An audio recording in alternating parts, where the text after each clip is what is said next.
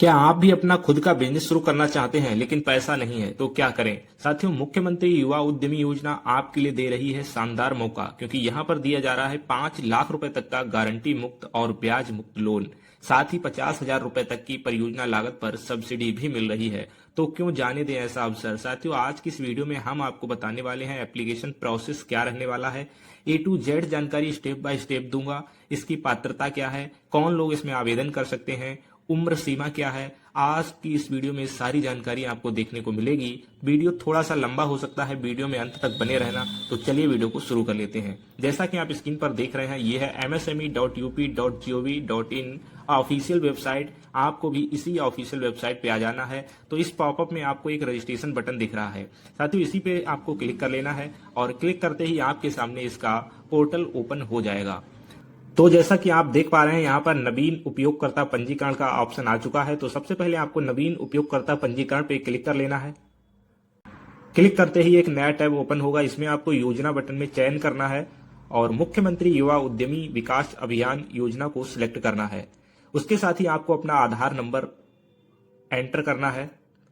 आधार number enter करने के बाद आपको वैलिडेट बटन पे क्लिक करना है।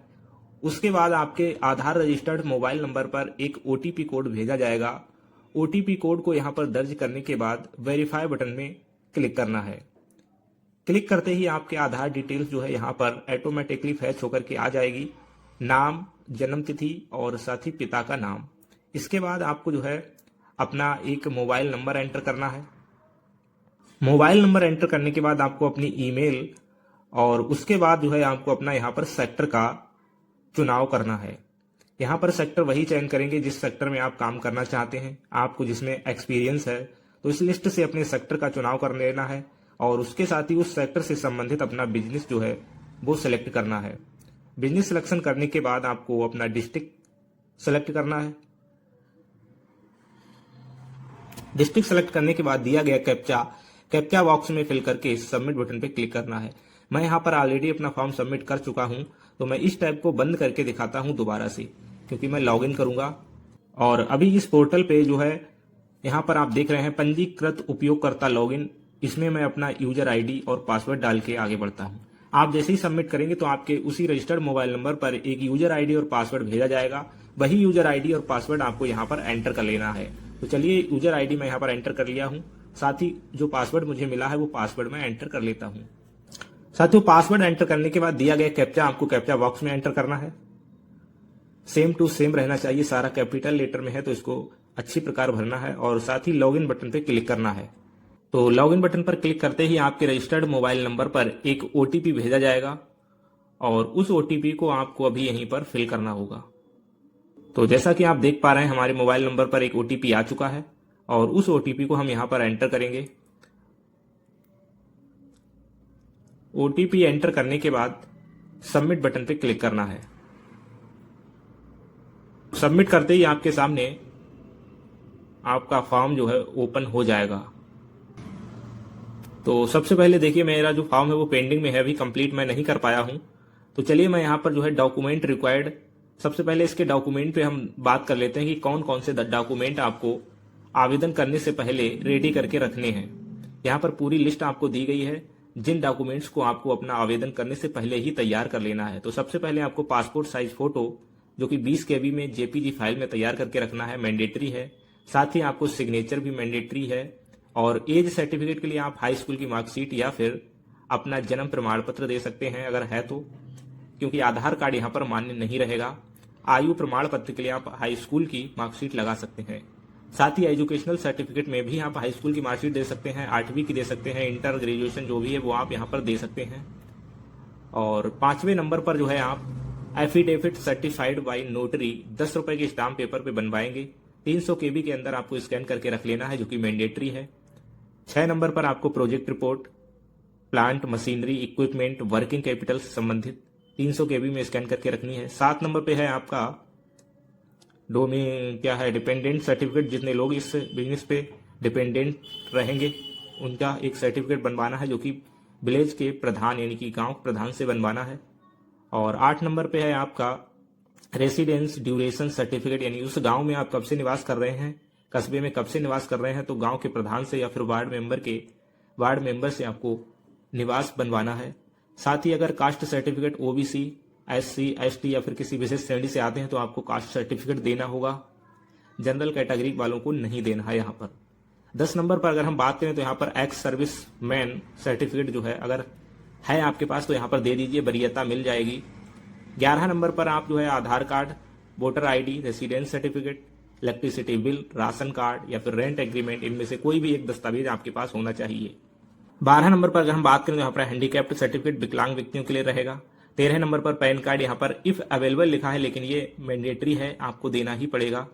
300 KB में स्कैन करके इसको भी तैयार रखना है। साथ ही 14 नंबर पर बैंक पासबुक और 15 नंबर पर आपको स्किल ट्रेनिंग सर्टिफिकेट, कंप्यूटर का हो गया, ITI या जो भी आपके पास कंप्यूटर स्किल संबंधी सर्टिफिकेट है वो लगाना पड़ेगा। 16 नंबर पर अगर आपके पास लाइफ इंश्योरेंस है, PMSBY, PMJBY जो भी है वो दे सकते हैं। 17 नंबर पर एक्सपीरियंस सर्टिफिकेट होना चाहिए और 18 नंबर पर पर्सनल या फिर पैतृक जो घर होता है वो, इलेक्ट्रिसिटी बिल उसका, वोटर ID या फिर जो भी दस्तावेज है वो। चलिए इसको क्लोज करते हैं। दस्तावेजों की बात होने के बाद हम चलते हैं अपने फॉर्म के मेन पेज पर। तो हम दूसरे नंबर पर क्लिक करते हैं, मुख्यमंत्री युवा उद्यमी विकास अभियान वाले पे, और यहाँ पर आप देख पाएंगे व्यक्तिगत विवरण, परियोजना विवरण और बैंक विवरण। मैं इसको फिल कर चुका हूं, लेकिन आपको दिखाने के लिए मैं यहाँ पर पीछे जाए बटन पे क्लिक करूंगा, जिससे कि आप लोगों को भी अच्छी प्रकार समझ आ जाए। तो यहाँ पर आप देख सकते हैं सबसे पहले आपको यहाँ से अपने फॉर्म को शुरुआत करना है। तो सबसे पहले नंबर पे आपको देना है व्यक्तिगत विवरण, आपकी पर्सनल डिटेल आपको यहाँ पर अपनी फिल करनी है, जिसमें आपका नाम, जन्म तिथि, लिंग, जाति, विशेष श्रेणी, पिता का नाम, ये सब आ जाएगा आपकी आधार डिटेल से फैच होकर के। साथ ही आपको शैक्षिक योग्यता, मोबाइल नंबर, एक वैकल्पिक mobile number, email ID, pan card number, अपना वैवाहिक स्थिति बतानी है, और एक महिला फॉर्म भर रही है तो उसको अपने पति का नाम फिल करना है। साथ ही आपको बताना कि शहरी क्षेत्र से हैं या ग्रामीण क्षेत्र से हैं, जनपद, तहसील, ब्लॉक, ये बेसिक डिटेल है जो आपको यहाँ पर फिल कर लेनी है। इसमें बताने को कुछ है नहीं, ये सब कुछ जानते ही हो। इसके बाद आधार डिटेल आपका फैच होकर के यहाँ पर आ ही जाएगा। साथ ही फैमिली मेंबर डिटेल, अगर आपकी फैमिली ID जनरेटेड है तो उसका डिटेल आपको यहाँ पर मिल जाएगा देखने को, जो कि आप देख पा रहे हैं। इतना कंप्लीट होने के बाद आपको चेक मार्क यहाँ पर टिक करना है और आगे बढ़े बटन पर प्रोसीड कर देना है। आगे बढ़े बटन पर क्लिक करते ही आपके सामने परियोजना का विवरण निकल कर आ जाएगा, जिसमें आपको उत्पाद या सेवा यानी मैन्युफैक्चरिंग और सर्विस सेक्टर को सिलेक्ट करना है, क्या आपका काम है। सेक्टर और उद्योग वही रखेंगे जो आपने रजिस्ट्रेशन करते वक्त चुना था, यहाँ पे आ ही जाएगा, इसको सिलेक्ट कर लेना है।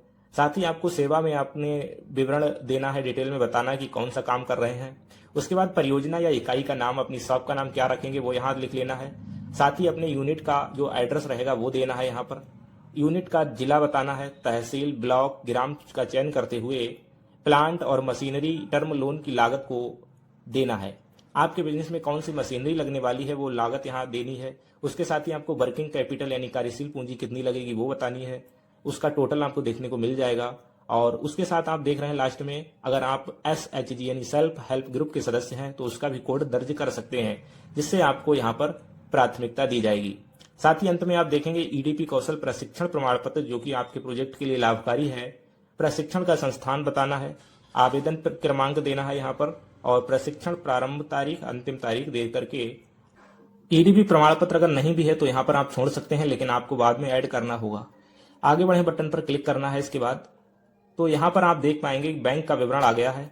अब आपको यहाँ पर अपनी बैंक की डिटेल्स को एंटर करना है। बैंक का नाम है, IFSC कोड हो गया, बैंक शाखा का नाम, शाखा का एड्रेस, खाता संख्या और खाते में कितनी धनराशि जमा है, अपने खाते संख्या को वैलिडेट करना है। स्वयं का अंशदान जो रहेगा वो यहाँ पर देखने को मिल जाएगा। साथ ही चेक मार्क लगा करके और सबमिट बटन पे क्लिक कर लेना है।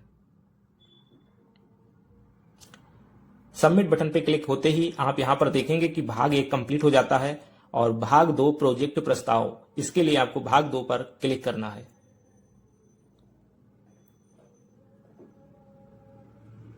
भाग 2 प्रोजेक्ट प्रस्ताव पर क्लिक करते ही आपके सामने एक नया पेज ओपन होगा, जिसमें आप देख पाएंगे थोड़ा सा मुख्यमंत्री युवा उद्यमी विकास अभियान का थोड़ा नाम, पिता का नाम, पता, मोबाइल नंबर, उत्पाद सेवा और थोड़ा यूनिट एड्रेस जो है निकल के आ जाएगा। उसके बाद यहाँ पर आपको बड़े ही ध्यानपूर्वक भरना है पूंजीगत व्यय विवरण, प्लांट मशीनरी का, टर्म लोन का जो कीमत है वो यहाँ पर एक पेज पे भरना है, जिसमें आप देख रहे हैं सबसे पहले लाइन में ये जो पॉइंट है प्लांट और मशीनरी उपकरण टर्म लोन घटक, इसमें आपको केवल टर्म लोन की ही जानकारी देनी है, कैश क्रेडिट की जानकारी यहाँ नहीं देनी है। यहाँ पर आपको मशीन और उसकी कीमत बताकर प्लस बटन पे क्लिक करना है। ठीक है, तो कुछ इस प्रकार से जैसे आप प्लस बटन पे क्लिक करेंगे तो नीचे में आप देख रहे हैं जैसे फूड प्रोसेसिंग मशीन 2 लाख रुपए की आ रही है, तो यहाँ पर आपका ऐड हो जाएगा।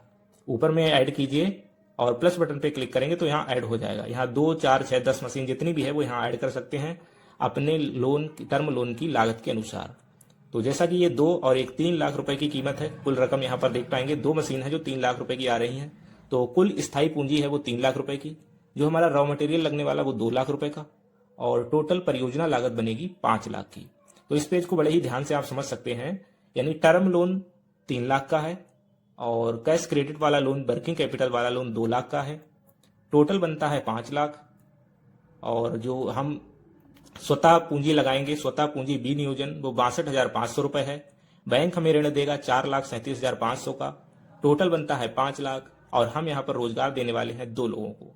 कुछ इस प्रकार से एंटर करने के बाद आपको आगे बढ़े बटन पर क्लिक कर लेना है।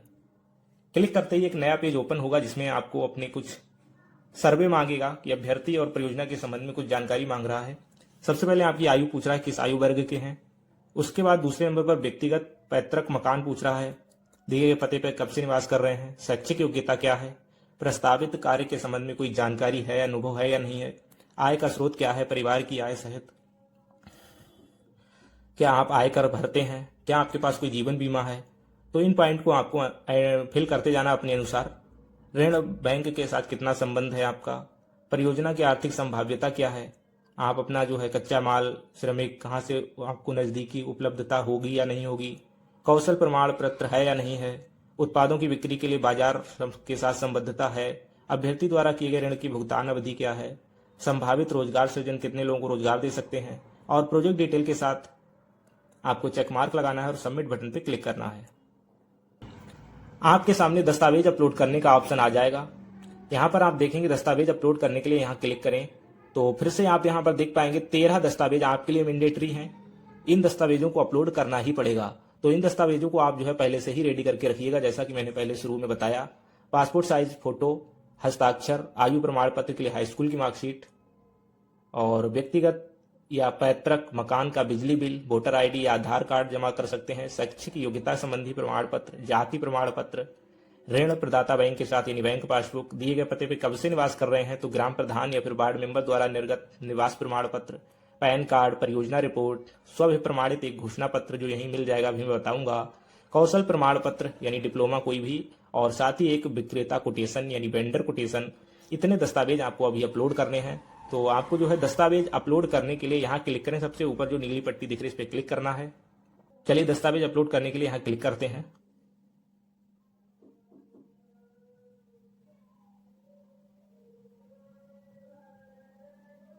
क्लिक करते ही यहाँ पे आप देख पाएंगे मैं जो है अपने सारे दस्तावेज अपलोड कर चुका हूँ। तो कुछ इस प्रकार से आप यहाँ पर दस्तावेज अपलोड करते जाएंगे। साइज दिया गया है, फोटो और हस्ताक्षर 20 KB में है, बाकी सारे दस्तावेज 300 KB के अंतर्गत आपको अपलोड करने हैं। चूज फाइल पे क्लिक करके और अपने ब्राउजर से फोटो का सिलेक्शन करना है और अपलोड कर देना है। तो साथियों दस्तावेज अपलोड कुछ इस प्रकार से आप कर सकते हैं। सारा अपलोड करने के बाद आपके इस लाइन पे ग्रीन कलर आ जाएगा टिक लग करके। तो जैसा कि आप यहाँ पर 3 दस्तावेज देख पाएंगे, एक तो परियोजना रिपोर्ट, दूसरा है स्वाभिप्रमाणित घोषणा पत्र, और तीसरा है विक्रेता कोटेशन। ये दस्तावेज कहाँ से लाएंगे तो स्वाभिप्रमाणित घोषणा पत्र आपको यहीं मिल जाएगा वेबसाइट पे। परियोजना रिपोर्ट आपको बनवा लेनी है, अप्लाई पहले करनी है या फिर सीए से बनवा लेनी है, और साथ ही विक्रेता कोटेशन। तो विक्रेता कोटेशन और परियोजना रिपोर्ट के लिए मैंने डिटेल में बताया हुआ है कैसे बनाएंगे। अपनी वीडियो के डिस्क्रिप्शन में आपको उन वीडियो का लिंक दे दिया जाएगा जिससे आप देख सकते हैं कि परियोजना रिपोर्ट कैसे बनाएं और विक्रेता कोटेशन कैसे बनाएं। तो ये दस्तावेज आप यहाँ से बनवा कर तब ही अपने फॉर्म को अप्लाई कीजिएगा। दस्तावेज अपलोड होने के बाद फाइनल सबमिशन वाले बटन पर क्लिक करना है। फाइनल सबमिशन पर क्लिक करते ही आप देख पाएंगे आपका फॉर्म सफलतापूर्वक सबमिट हो चुका है। तो यहाँ पर आपको पहले ड्राफ्ट कॉपी देखने को मिल जाएगी। अगर इसमें कोई मिस्टेक हुई है, कोई गलती हुई है तो आपको इसमें सुधार कर सकते हैं। अभी एक बार आपको मौका दिया जाता है। अब दोबारा से आप फाइनल सबमिशन देख पा रहे हैं, इस पे अगर आप सबमिट करेंगे तो फिर लॉक हो जाएगा। अभी इस फॉर्म को आप बढ़िया से चेक कीजिए, कोई गलती तो नहीं है, संशोधन अभी आप कर सकते हैं। ये ड्राफ्ट कॉपी है, यहाँ पे आप देख पाएंगे पूरा विवरण आ चुका है। और इसके दूसरे पेज में आप देखेंगे परियोजना का विवरण है, एक में आपका विवरण है और दूसरे में परियोजना का विवरण है। तो अगर आप कोई भी मिस्टेक है यहाँ से आप अभी सुधार सकते हैं, लेकिन बाद में नहीं सुधार पाएंगे। तो कुछ इस प्रकार से आपका फॉर्म, तो साथियों देख सकते हैं आप कुछ इस प्रकार से अपना फॉर्म 5 लाख रुपए तक का लोन प्राप्त करने के लिए अप्लाई कर सकते हैं। अगर अब भी कोई आपका डाउट है तो फिर हमें नीचे कमेंट कीजिए। वीडियो अच्छा लगा हो, जानकारीपूर्ण लगा हो, वीडियो को लाइक करके चैनल को सब्सक्राइब कर लीजिए। तो चलिए मिलते हैं ऐसे किसी नेक्स्ट वीडियो में, तब तक के लिए आपका बहुत बहुत धन्यवाद।